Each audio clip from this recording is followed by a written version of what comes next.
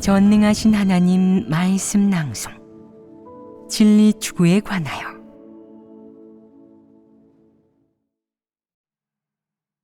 어떻게 진리를 추구해야 하는가? 16.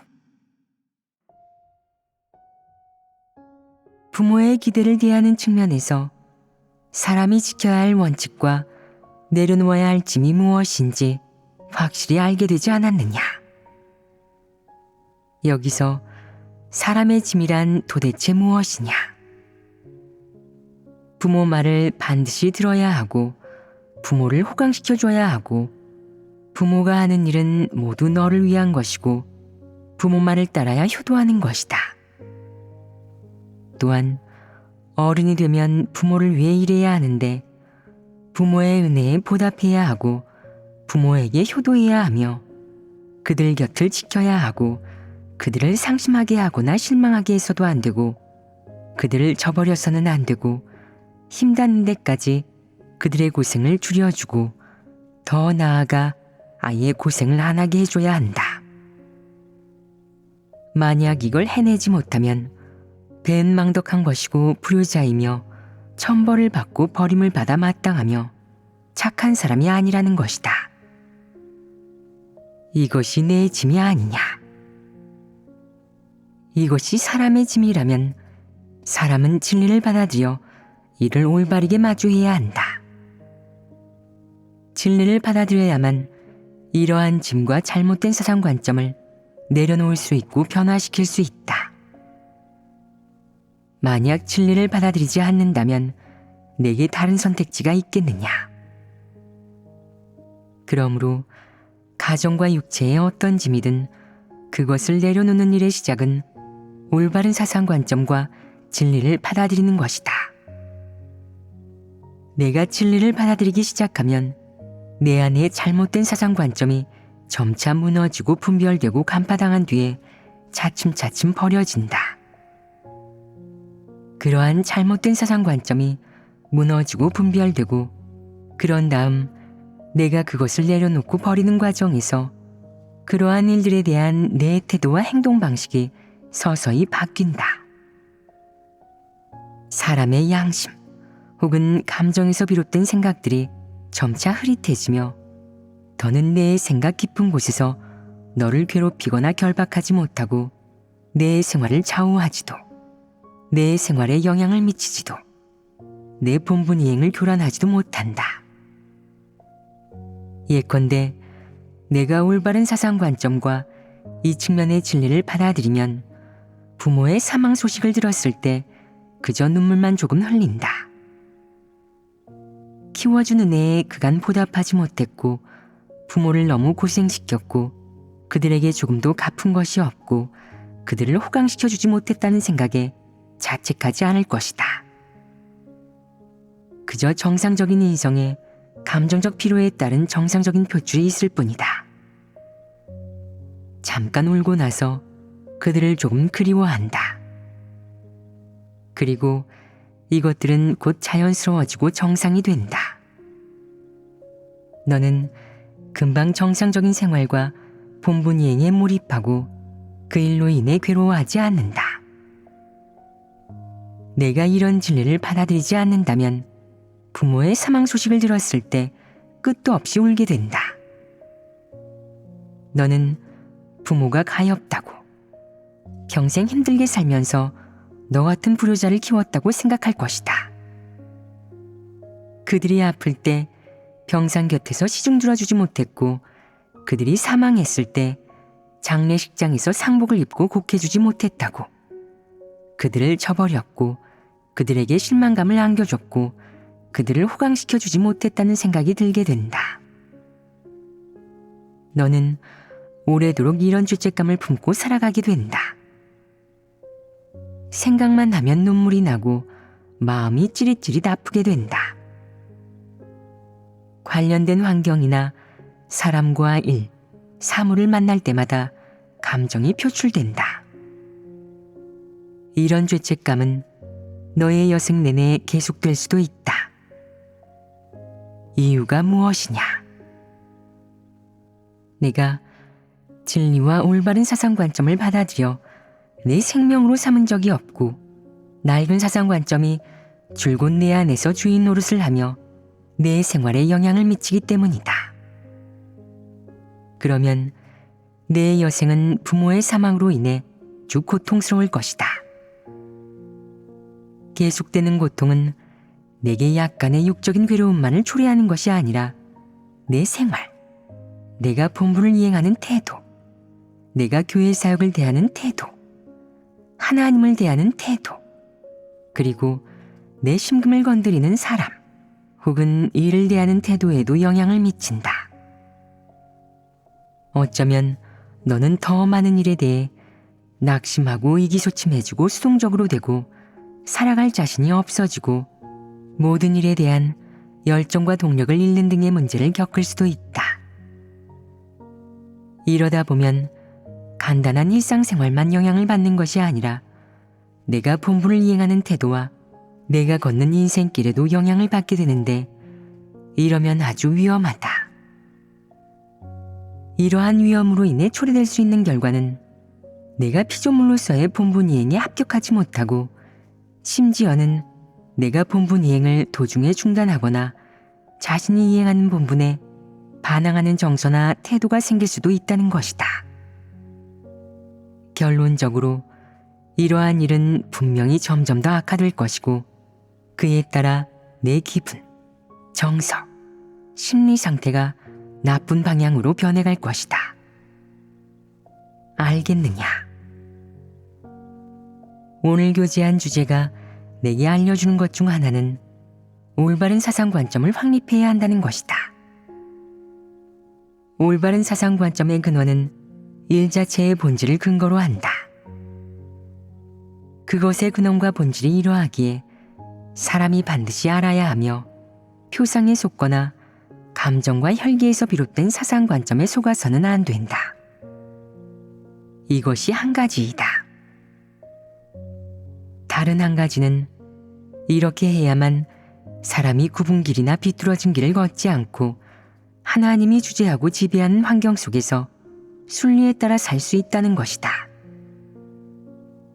요컨대 사람은 올바른 사상관점을 받아들이고 올바른 사상관점의 인도를 받아야만 항상 혈기와 감정 혹은 양심의 작용에 따라 사는 대신 부모가 지은 짐에서 벗어나고 그 짐을 내려놓은 다음 하나님의 지배와 안배에 순종하면서 더 자유롭고 해방된 삶을 살고 평안과 기쁨을 누릴 수 있다.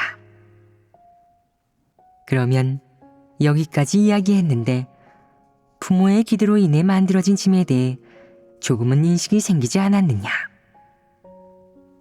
정확한 인식이 조금 생겼으니 마음이 홀가분해지고 해방되지 않았느냐? 내게 진정한 인식이 생기고 내가 진정으로 받아들이고 순종한다면 내 마음이 해방될 것이다. 만약 내가 사실에 근거하여 이러한 일을 대하지 않고 여전히 맞서고 받아들이지 않거나 그저 일종의 이론이라 생각하며 듣는다면 너는 내려놓기가 몹시 힘들 것이고 육적 생각과 육적 감정이 지배하는 대로 이러한 일을 처리할 수밖에 없다. 그러면 결국 감정의 굴레 속에서 살며 오직 고통과 괴로움만을 맛보게 될 것이요 그 누구도 너를 구해주지 못할 것이다. 감정의 굴레에 얽히는 일에 직면하면 사람에게는 빠져나갈 길이 없다. 진리를 받아들여야만 너를 얽매고 결박하는 감정에서 벗어날 수 있다. 그렇지 않으냐? 학업과 직업 선택 측면에서만 부모가 갖가지 기대를 품고 어떤 행동 방식을 보이는 것이 아니라 결혼에 대해서도 부모는 온갖 기대를 하지 않더냐? 어떤 기대들이 있는지 너희가 한번 말해보아라. 보통 부모는 딸에게 이렇게 말합니다. 나중에 남편 될 사람은 다른 건 몰라도 돈은 있어야 한다. 집과 차가 있어야 하고 너를 돌봐줄 수 있어야 한다. 그러니까 물질적으로 너를 충족시킬 수 있어야 하고 책임감도 있어야 한다는 말이다. 이렇게 배우자 선택에 기준이 있습니다. 부모가 하는 말 중 일부는 먼저 겪어본 사람의 경험에서 우러난 것이다. 너를 생각해 하는 말은 맞지만 그래도 문제가 있다. 내 결혼에 대한 기대 면에서 부모들은 저마다 안목과 취향을 가지고 있다. 자녀에게 최소한 돈, 지위, 능력이 있고 밖에서 얕보이지 않을 만큼 대단하며 내가 남에게 괴롭힘을 당할 때 나서서 너를 보호해 줄 수 있는 사람을 찾으라고 한다. 상관없어요. 저는 그렇게 물질적인 사람이 아닌걸요. 저를 좋아해주고 저도 그 사람을 좋아한다면 그걸로 돼요. 자녀가 이렇게 말하면 부모는 이렇게 대꾸한다. 너는 어쩜 그렇게 미련하니? 어쩜 그렇게 단순해? 딱 보니까 너는 너무 어리고 미숙해서 생활의 고단함을 몰라. 가난한 부부는 근심 걱정이 가득하다라는 말도 못 들어봤니? 생활을 꾸려나가려면 여기에도 돈이 필요하고 저기에도 돈이 필요해. 돈 없이 잘 살 수 있을 것 같아? 돈 있고 능력 있는 상대를 찾아야 한다니까. 내가 돈 있고 능력 있는 사람은 못 믿었다고요. 라고 하면 부모는 이렇게 말한다. 못 믿었더라도 우선 먹고 사는 문제를 해결해야지. 내가 먹고 싶은 거 다 먹고 입고 싶은 거 다 입으면서 만족스럽게 살면 다들 부러워할걸. 내가 마음이 즐겁지 않잖아요. 라고 하면 부모는 이렇게 대꾸한다. 마음 따위가 뭐가 중요해? 마음이 어디에 붙어 있는데? 마음이 즐겁지 않으면 뭐 어떻게 되는데? 몸이 편하면 그만이지. 또 어떤 사람은 현재의 생활 환경에 따라 독신으로 지내고 싶어 해서 나이를 많이 먹도록 연애를 하지 않고 결혼할 생각은 더더욱 없다. 그러면 부모가 속이 타서 계속 결혼을 독촉하며 선자리를 마련하고 사람을 찾아 소개한다. 어떻게든 집안끼리 수준이 맞고 남 보기에 부끄럽지 않은 상대를 빨리 찾아서 자녀를 결혼시키려고 한다. 집안 수준이 안 맞는다고 해도 최소한 조건이라도 좋아야 한다. 대졸이나 박사, 석사여야 하고 아니면 해외 유학파여야 한다. 어떤 사람들은 부모의 잔소리를 견뎌내지 못한다. 처음에는 독신이면 자기 한 몸만 건사하면 되니 참 좋다고 생각했던 것이다. 특히 하나님을 믿은 후 매일 본분을 이행하느라 바쁘고 배우자 같은 것을 생각할 여유가 없어서 연애도 안 하고 나중에 결혼도 안 하려고 하지만 부모라는 벽에 부딪힌다. 부모는 내 뜻에 동의하지 않으면서 계속 너를 재촉하고 압박한다. 얼굴만 봤다 하면 잔소리를 한다. 연애는 안 하니? 마음에 드는 사람 없어? 얼른 집에 데려와. 내가 어떤지 봐줄 테니까. 적당하면 빨리 결혼해서 혼인신고하고. 내 나이가 몇인데. 여자가 30이 돼서도 시집을 안 가고 남자가 35이 돼서도 신부감을 안 찾고 뭐 하자는 거야? 세상을 뒤엎기라도 하게?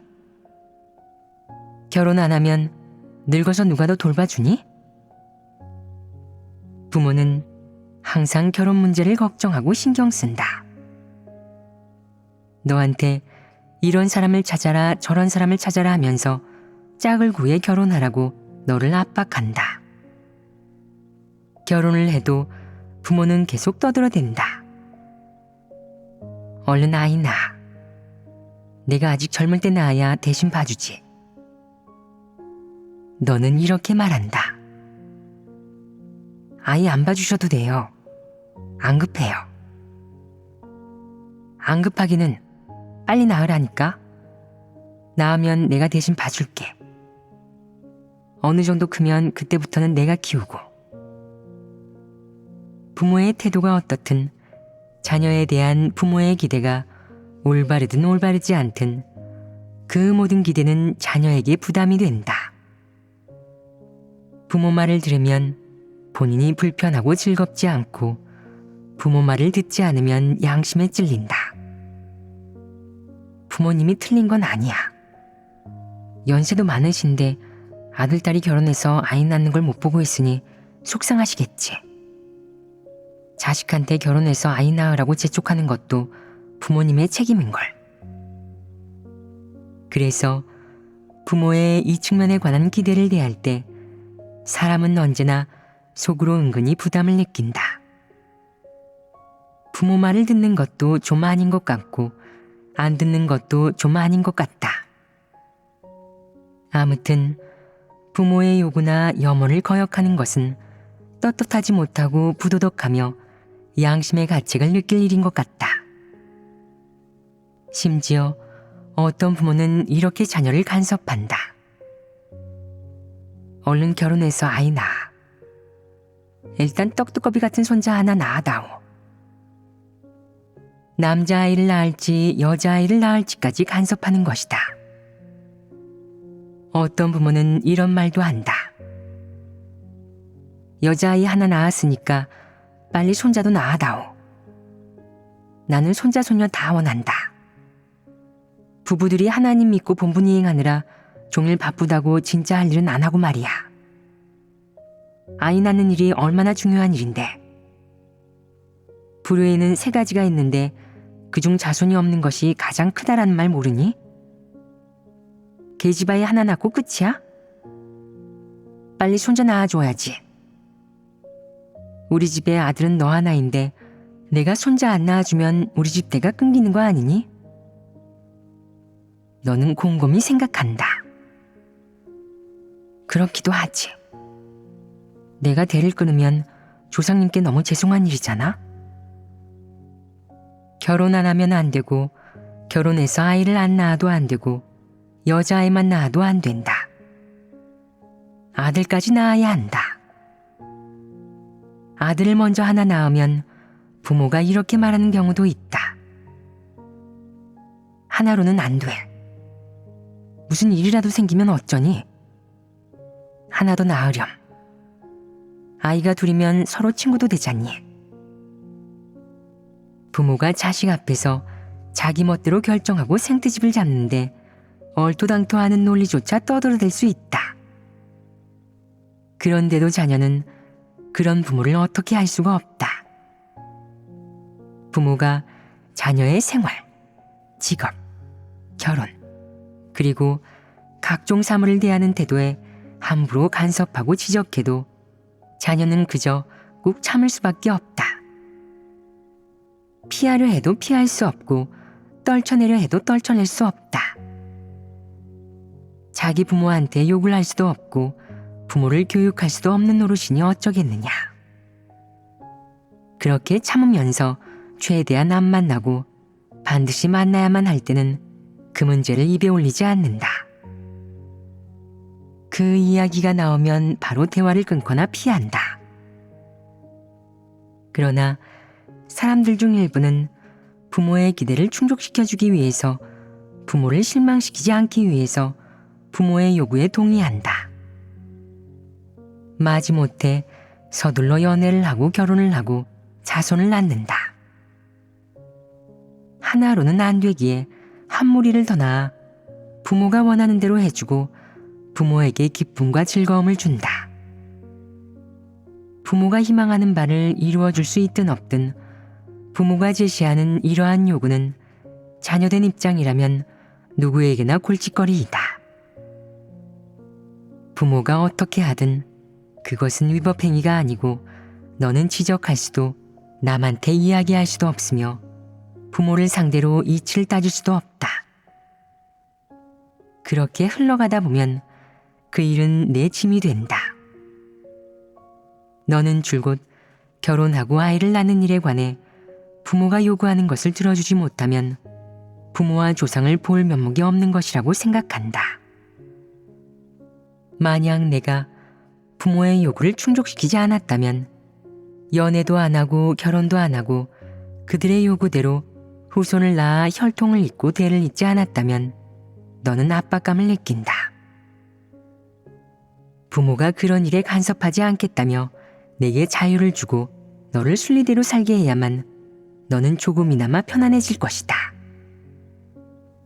그러나 내 여러 친척들과 친구, 동문, 동료 등등의 사회 여론이 하나같이 이 방면에서 너를 비난하고 뒤에서 너에 대해 왈가왈부한다면 그것은 또한 내게 있어 하나의 짐이 된다. 내가 25일 때는 결혼을 안 한 것을 대수롭지 않게 여기겠지만 30이 되면 별로 좋은 상황이 아닌 것 같다는 생각에 친척과 가족을 피하고 그 문제를 입에 올리지 않는다. 35까지 결혼을 안 하면 사람들이 이렇게 말한다. 결혼 왜 안 해? 무슨 문제 있는 거 아니야? 너 어디가 좀 정상이 아닌 거야? 내가 결혼한 뒤에도 아이를 낳으려는 의향이 없으면 그들은 또 이렇게 말한다. 결혼했으면서 왜 아이를 안 낳아? 남들은 결혼해서 딸 하나 낳으면 아들도 하나 낳고 아들 하나 낳으면 딸도 하나 낳는데 넌 왜 안 낳으려고 해? 어떻게 된 거야? 왜 이렇게 인간미가 없어? 너 정상인 맞아? 부모에게서 비롯된 것이든 사회에서 비롯된 것이든 이러한 일은 다양한 환경과 배경 속에서 내게 짐이 된다. 너 자신도 정당한 이유를 대기가 어렵다고 느끼는데 특정 연령대에 속한다면 특히 더 그렇다. 예를 들어 30에서 50 사이의 나이에 결혼을 안 한 상태라면 너는 사람들 앞에 얼굴을 내밀 엄두를 못 낼 것이다. 사람들은 이렇게 말한다. 그 여자는 평생 혼자 사네. 노처녀를 누가 좋다고 할 것이며 누가 데려가겠어. 그 녀석은 평생 부인을 안 얻었어. 무슨 이유가 있길래 시집장가를 안 간 거야? 누가 알겠어. 무슨 결함이 있나 보지. 너는 곰곰이 생각한다. 나 아무 결함도 없는데. 그러면 결함도 없으면서 왜 시집장가를 안 간 거지? 부모님 말씀을 안 들은 게 죄송해. 누군가가 말한다. 그 녀석은 장가를 안 갔고 그 아가씨는 시집을 안 갔지. 지금 그들 부모 신세가 얼마나 불쌍하게 됐는지 봐. 다른 부모들은 손자며 증손자를 품에 안았는데 그는 아직도 혼자야. 조상이 부덕했나? 이제 뒤를 이을 사람이 없는 거 아니야? 나중에는 대가 끊기겠어. 그 집 식구들 도대체 어떻게 된 거지? 지금 내 태도가 얼마나 강경하든 내가 평범한 사람이자 보통 사람이고 이 측면의 진리를 충분히 깨달아서 이 문제를 인식할 수 있는 게 아닌 이상 너는 언젠가 결국 이 문제로 시달리고 방해받게 된다. 지금 사회에는 34, 35에도 결혼하지 않은 사람이 많기에 별일이 아니다. 그러나 35, 36 이상의 나이인데 결혼하지 않은 사람은 많지 않다. 현재 결혼하지 않은 사람들의 연령대에 따라 볼 때 내가 35 이하라면 결혼 안 한 건 정상이야. 뭐라고 하는 사람도 없고 부모님이야 뭐라고 할 테면 하시라지. 난 겁 안 나니까. 나하고 생각할 것이다. 하지만 35이 넘으면 사람들이 너를 이상하게 보며 독신, 노총각, 노처녀라고 한다. 그러면 너는 견뎌내지 못하고 이 문제가 내 짐이 된다. 내가 이 문제에 대해 명확한 인식 또는 적절한 실행 원칙을 가지고 있지 못하면 언젠가는 결국 이 문제가 내 골칫거리가 되거나 특정한 시기에 내 생활을 방해할 수 있다. 이는 사람이 깨달아야 할 진리에 관계된 것이 아니겠느냐.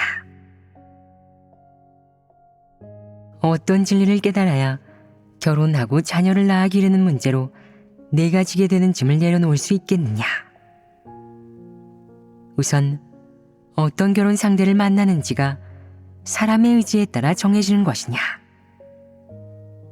내가 어떤 유행의 사람을 찾고 싶다고 해서 그런 사람을 꼭 만날 수 있는 것이 아니고 하나님이 그런 사람을 예비해 주는 것은 더더욱 아니다. 하나님은 진작에 너의 결혼 상대를 예정해 두었다. 어차피 정해진 사람을 만나게 될 것이므로 너는 부모의 필요나 부모가 제시한 조건에 방해받을 필요가 전혀 없다. 또한 부모가 내게 돈 있는 결혼 상대를 찾으라고 요구하든 지위가 있는 결혼 상대를 찾으라고 요구하든 내 훗날의 빈부귀천이 그에 따라 결정되겠느냐? 아니다. 대단한 집안에 시집 갔다가 결국 빈털터리로 내쫓겨 고물이나 죽는 신세가 된 여자들이 적지 않다. 돈과 지위에 빌붙으려다가 종국에는 완전히 실패해서 신세를 망치고 보통 사람만도 못하게 된 것이다. 종일 나일론 포대를 둘러매고 다니며 페트병과 깡통을 주어서 몇 푼 안 되는 돈으로 바꾼 뒤에 카페에서 커피 한 잔을 사 마시면서 여전히 부귀한 사람으로 사는 것 같은 기분에 젖는다. 얼마나 처량하고 비참하냐. 결혼은 인생에 있어 아주 중요한 일이다. 내 부모가 어떤 사람인지가 운명으로 정해져 있듯이 결혼 역시 부모의 필요나 내 가족의 필요에 따라 이루어지는 것이 아니며 내 개인의 안목과 취향에 따라 이루어지는 일은 더더욱 아니다. 그것은 전적으로 하나님의 예정 속에 있는 것이다. 정확한 타이밍에 알맞은 사람을 만나고 적당한 때에 내게 맞는 사람을 만나는 것이다. 그 모든 안배는 드러나지 않은 가운데서 하나님이 주관하고 주재하는 것이다. 사람은 이 문제에 있어서 타인의 안배를 따르거나 타인의 사주 혹은 지배, 영향을 받을 필요가 없다. 그러므로 결혼이라는 문제에 대해 부모가 어떤 기대를 가지고 있든 내게 어떤 타산이 있든 너는 부모의 영향을 받을 필요가 없고 내 타산의 영향을 받아서도 안 된다. 그 문제는 전적으로 하나님 말씀을 따라야 한다.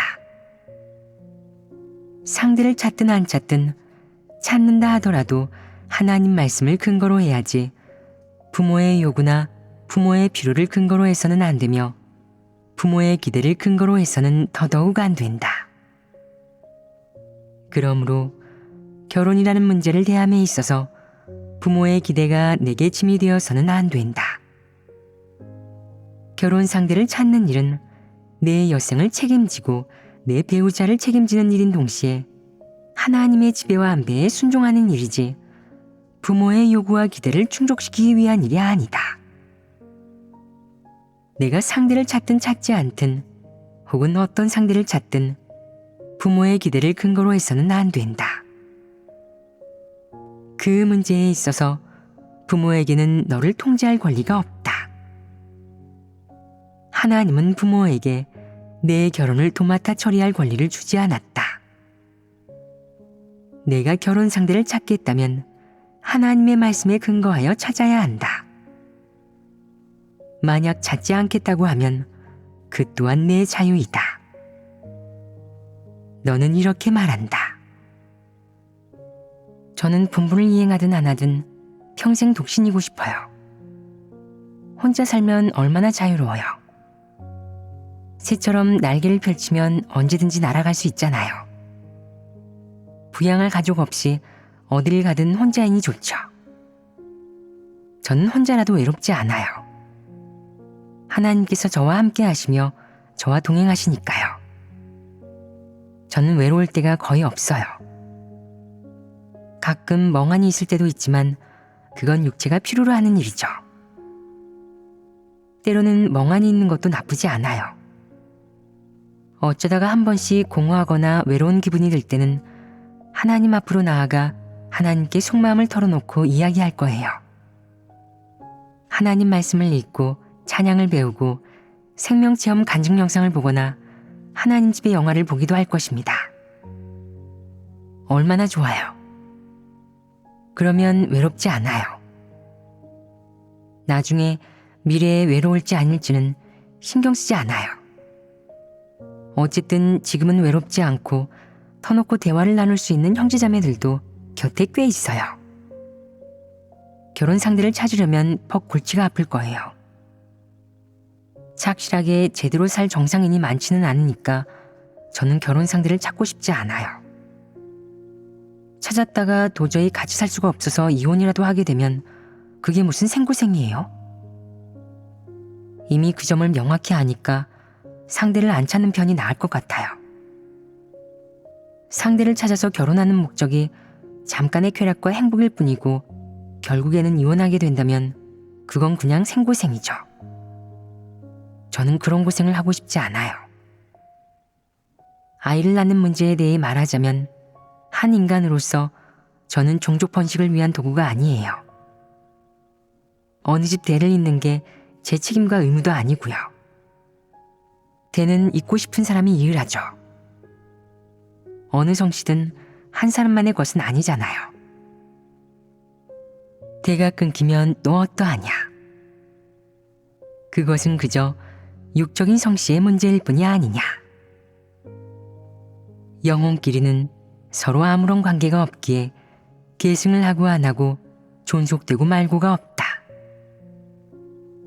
인류의 조상은 하나뿐이고 사람이라면 누구나 인류의 조상이 남긴 후손이다. 그러므로 인류는 대가 어디서 끊긴다고 말할 수가 없다. 대를 잇는 것은 내 책임이 아니다. 바른 길을 걸으며 살고 자유롭고 해방된 삶을 살고 진정한 피조물로 사는 것이야말로 사람이 추구해야 할 것이다.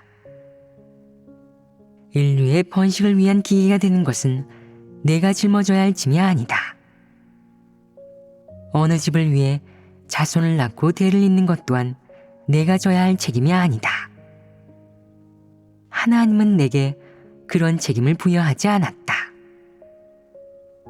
자손은 낳고 싶은 사람이 낳으면 되고 대는 잇고 싶은 사람이 이으면 되며 그 책임은 지고 싶은 사람이 지면 된다. 그것은 너와 상관이 없다. 내가 그 의무를 짊어지고 싶지 않고 다하고 싶지 않다면 그래도 된다. 그것은 너의 권리이다. 맞지 않느냐? 부모가 계속 잔소리를 한다면 이렇게 말할 수 있다. 제가 자손을 안 낳고 대를 안 잇는 게 불만이면 어떻게든 자식을 하나 더 낳아서 그 애한테 대를 이으라고 하세요. 아무튼 제가 상관할 바는 아니니까 누구한테 시키든 마음대로 하세요. 이렇게 말하면 부모는 할 말이 없지 않겠느냐. 부모가 하나님을 믿든 믿지 않든 간에 나이를 그 정도 먹었으면 자녀의 결혼과 출산 문제에 관해 반드시 알고 있어야 하는 것이 있다. 바로 사람이 일생 부유할지 빈곤할지, 자식을 몇이나 둘지, 결혼 여부가 어떨지는 다 하늘이 정하고 타고난 운명이 있는 것이다. 누가 결정할 수 있는 문제가 아니다. 그러므로 만약 부모가 자녀에게 이렇게 강요한다면 그 부모는 분명 무지하고 미련하고 어리석은 부류일 것이다. 미련하고 어리석은 부모를 대할 때는 그들이 하는 말을 그저 공기 취급하며 한 귀로 듣고 한 귀로 흘리면 그만이다. 잔소리가 길어지면 이렇게 말해라. 알겠어요. 그렇게 하죠. 내일 바로 결혼하고 모레 아이를 낳고 글피에는 증손자를 안아보게 해드릴게요. 마음에 드세요? 대충 상대해주고 돌아서서 자리를 뜨면 된다.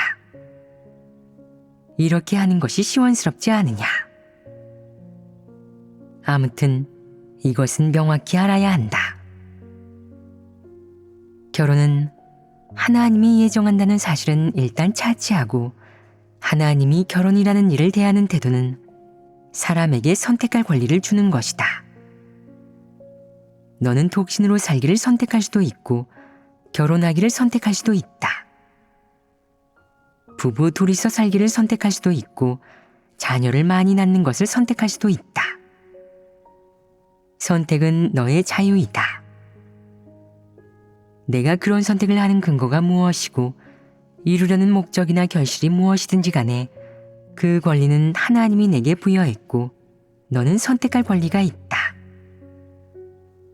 저는 본분을 이행하느라 너무 바쁘고 아직 나이도 어려서 결혼 생각이 없어요.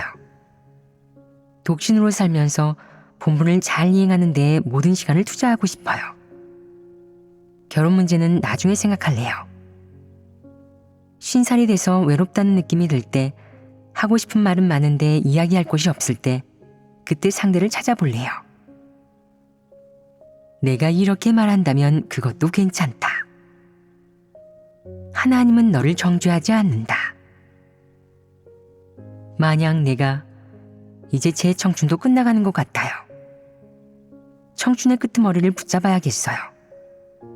아직 젊어서 얼굴도 봐줄만 하고 조금이라도 매력이 있을 때 하루빨리 곁에 있으면서 대화 상대가 되어줄 사람, 아끼고 사랑할 사람을 하나 찾아서 짝을 이루어 살고 결혼도 해야겠어요. 라고 말한다면 그건 역시 너의 권리이다. 물론 여기에 한 가지가 있다. 즉, 만약 결혼하기로 결정했다면 우선 내가 현재 교회에서 어떤 본분을 이행하고 있는지, 리더 일꾼이나 하나님 집의 양성 대상은 아닌지, 중요한 사역이나 본분을 담당하고 있지는 않은지, 내가 현재 받아들인 사역이 무엇인지, 내가 지금 처한 환경이 어떠한지 잘 고려해 봐야 하는 것이다. 내가 결혼할 경우 본분 이행에 지장은 없을지, 앞으로 내가 진리를 추구하는 데에 영향이 없을지, 내가 리더 일꾼으로서 하는 사역과 내가 구원받는 데에 영향이 없을지, 이 모든 것이 내가 고려해야 할 문제이다. 하나님이 내게 권리를 부여하기는 했지만 그 권리를 행사할 때는 내가 곧 어떤 선택을 하게 되는지, 그 선택이 내게 어떤 결과를 가져올지 잘 생각해야 한다. 어떤 결과가 초래되든 너는 다른 사람을 원망하지 말아야 하며 하나님을 원망하지도 말아야 한다. 너는 내 선택이 초래한 결과에 책임을 져야 한다. 어떤 사람은 이렇게 말한다. 저는 결혼만 하는 게 아니라 아이도 잔뜩 낳고 싶어요. 아들 낳고 딸도 낳고 식구끼리 평생 행복하게 사는 거예요. 서로의 곁을 지키며 화기애애하게요. 노년에 접어들었을 때 저를 잘 봉양하며 기쁘게 해주는 자식들이 있고 가족과 함께하는 즐거움을 누릴 거예요. 얼마나 좋겠어요. 본분 이행이며 진리 추구, 구원받는 일은 그 다음이에요. 일단 그런 것들은 고려하지 않을래요. 아이 문제부터 해결하고 다시 생각하죠. 그 또한 너의 권리이다. 단, 내 선택이 최종적으로 내게 어떤 결과를 가져오든 그 결과가 쓰든 달든 쓰라리든 아리든 너 스스로 감당해야 한다. 내 선택을 위해 대신 값을 치르거나 그것을 책임져 줄 사람은 아무도 없다. 하나님도 마찬가지다. 알겠느냐? 이 문제에 대해서는 확실하게 이야기했다. 그러면 결혼이라는 문제에 있어서 내가 내려놓아야 할 짐을 내려놓아야 할 것이다. 내가 독신이기를 선택하는 것은 내 자유이고 결혼하는 것을 선택하는 것도 내 자유이며 자식을 많이 낳기를 택하는 것도 내 자유이다. 내가 무엇을 선택하든 다 내 자유이다. 우선 내가 결혼하는 것을 선택한다고 해서 그것이 부모의 은혜에 대한 보답이나 부모에게 효도를 다하는 것은 아니다. 물론 내가 독신이기를 택한다고 해서 부모에게 불효하는 것도 아니다. 또 하나, 내가 결혼하는 것을 택하거나 자식을 많이 낳기를 택해도 하나님을 거역하거나 거스르는 것은 아니다. 그런다고 해서 정죄되지는 않는다. 내가 독신이기를 택한다고 해서 하나님이 그것 때문에 마지막에 너를 구원받게 해주는 것도 아니다. 요컨대 내가 독신이든 결혼을 하든 아이를 많이 낳든 하나님은 그것을 보고 내가 최종적으로 구원받을 수 있을지 없을지를 정하지 않는다. 하나님은 내 결혼 배경이나 결혼 여부를 보지 않는다. 단지 내가 진리를 추구하는지, 본분을 이행하는 내 태도가 어떠한지, 내가 얼마나 많은 진리를 받아들이고 거기에 순종했는지, 내가 행동할 때 진리 원칙에 따라 실행하는지를 본다. 최종적으로도 하나님은 내 결혼 여부를 제쳐두고 너라는 사람이 선택한 인생길, 생존 원칙, 생존 법칙이 과연 무엇인지를 보고 내가 구원받을 수 있을지 없을지를 정한다. 물론 한 가지 사실은 우리가 반드시 짚고 넘어가야 할 것이다. 독신 또는 배우자와 헤어진 사람, 다시 말해 결혼을 하지 않은 사람, 또는 혼인관계에서 벗어나거나 혼인관계를 떠난 사람은 유리한 조건에 놓여 있다. 바로 결혼이라는 틀 안에서 어떤 사람 혹은 어떤 일에 대한 책임을 질 필요가 없고 그런 책임과 의무를 짊어질 필요가 없기에 상대적으로 자유롭다는 것이다. 시간상으로도 자유롭고 에너지도 더 넉넉할 뿐 아니라 인신의 자유도 더 있다. 예를 들어 한 명의 성인인 내가 밖에 나가 본분을 이행하는 것을 제한할 수 있는 사람은 아무도 없다. 내 부모도 제한할 권리가 없는 것이다. 내가 하나님에게 기도하고 하나님이 안배해주면 가방만 메고 훌쩍 떠날 수 있다. 하지만 만약 내가 결혼해서 가정이 있다면 그렇게 자유롭지 못하다. 너는 가족에 대한 책임을 져야 한다. 우선 생활 조건과 수입원 측면에서 너는 최소한 가족들을 먹이고 입혀야 하며 아이가 어릴 때는 학교에 데려다 줘야 한다. 너는 그 모든 것을 반드시 감당해야만 한다. 이런 상황에서 기혼자는 자유로울 수가 없다. 사회적 의무와 가정에서의 의무를 짊어져야 하기 때문이다. 반면 결혼하지 않았고 자녀가 없는 사람은 간단하다. 하나님 집에서 본분을 이행하면 배고플 일도 추울 일도 없고 먹을 것과 지낼 곳이 있다. 가정생활에 필요한 것들 때문에 바쁘게 뛰어다니거나 나가서 돈을 벌고 아르바이트를 할 필요가 없다. 바로 이런 차이가 난다. 결국 결혼이라는 문제에 대해 할 말은 앞에서 한 것과 같다. 그 어떤 짐도 짊어지지 말아야 한다. 부모의 기대든 사회의 전통관념이든 너 자신의 사치스러운 욕망이든 너는 그 어떤 짐도 짊어지지 말아야 한다. 독신이기를 택하든 아니면 결혼하는 것을 택하든 그것은 너의 권리이다. 언제 독신에서 벗어날지, 언제 결혼할지를 선택하는 것도 너의 권리이다. 하나님은 그것을 단정짓지 않는다. 결혼해서 자녀를 몇이나 낳을지는 하나님이 예정해 두었지만 내가 선택할 수도 있다. 자기 실제 상황과 자기 추구에 따라 선택해도 된다. 하나님은 규정하지 않는다. 내가 자기는 백만장자, 천만장자, 억만장자라며 이렇게 말할 수도 있다. 저는 9명을 낳든 10명을 낳든 문제없어요. 아이를 잔뜩 낳아 키우더라도 분분이행에 필요한 에너지를 빼앗기지는 않을 거예요. 번거로움이 걱정되지 않는다면 나아도 된다. 하나님은 정죄하지 않는다. 결혼에 대한 내 태도가 어떻든지 그것 때문에 하나님이 너를 구원할지 말지가 바뀌지는 않는다. 바로 이런 것이다. 확실히 알았느냐? 또 한 가지는 내가 지금 독신이기를 택했더라도 자기가 독신이라는 이유로 모종의 우월감에 빠져 이런 말을 해서는 안 된다. 저는 화려한 싱글이에요. 하나님 앞에서 저는 우선적으로 구원받을 권리를 가지고 있어요. 하나님이 내게 그런 특권을 부여하지 않았다. 알겠느냐? 내가 이렇게 말할 수도 있다. 저는 결혼했으니 상대적으로 열등한 존재인가요?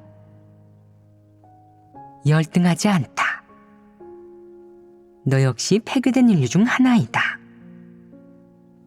결혼했기 때문에 짓밟히고 유린당해 남보다 더 폐괴되거나 더 구원하기 어려워지거나 하나님을 더 상심하게 만들어 하나님이 너를 구원하기를 원치 않게 되는 것은 아니다.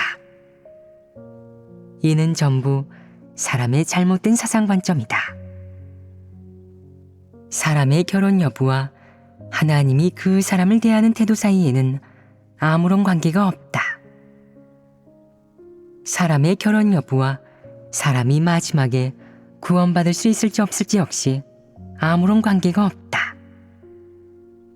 그렇다면 사람이 마지막에 구원받을 수 있을지 없을지는 무엇과 관계가 있느냐? 사람이 진리를 받아들이는 태도에 근거합니다. 맞다.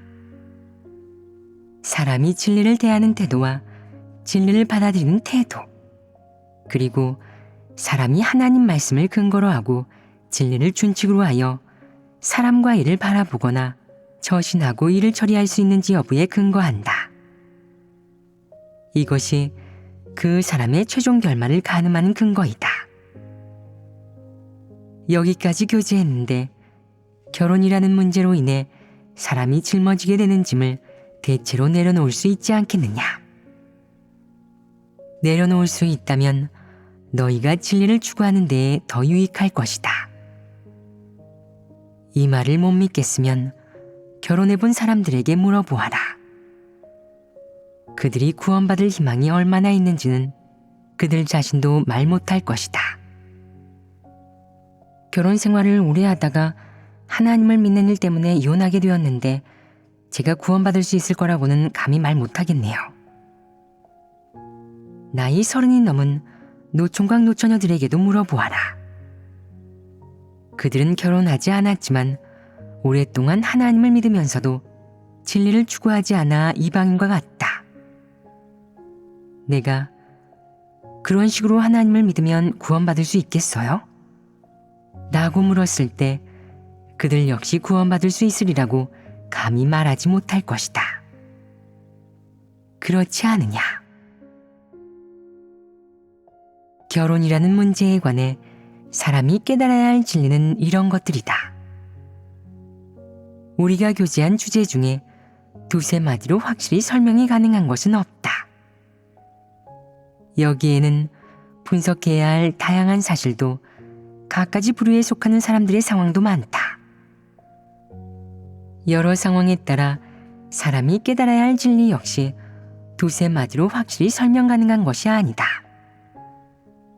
각각의 문제마다 사람이 깨달아야 할 진리가 있고 깨달아야 할 사실의 진상이 있으며 더 나아가 반드시 깨달아야 할 사람의 그릇되고 터무니없는 사상관점이 있다.